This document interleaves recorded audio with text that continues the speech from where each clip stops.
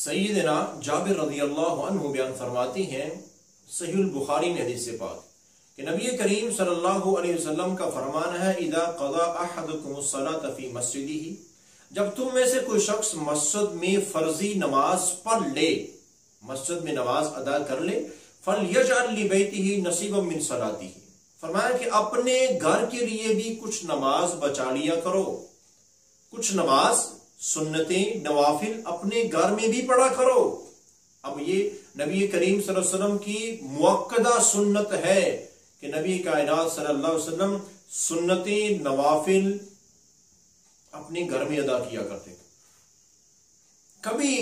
بہت کم، کبھی شاید ہوا ہو کہ نبی کریم صلی اللہ علیہ وسلم نے سنتیں مسجد میں آ کے ادا کی، بلکہ آپ جماعت کے وقت جب نماز پڑھانے کا وقت ہوتا تو اس وقت آپ مسجد میں داخل ہوتے، صحابہ کرام آپ کو دیکھ کر صفیں بنا لیا کرتے تھے اور آپ مصلی امامت پر آتے اور جماعت کرایا کرتے۔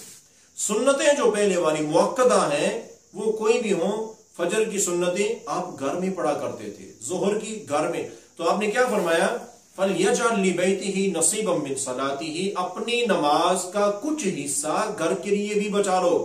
یہ بات یقیناً صحیح طور پر اس کو یاد رکھیے کہ فرضی نماز گھر میں پڑھنا جائز نہیں ہے مردوں کے لیے، نفل سنتیں گھر میں افضل ترین جگہ ہے اور افضل ترین درجہ ہوتا ہے نماز کا اگر گھر میں ادا کی جائے۔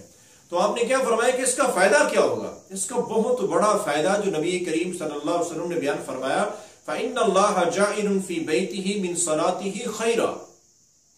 آپ نے فرمایا وہ جو نماز، وہ جو نفل، وہ جو سنتیں تم گھر میں ادا کرو گے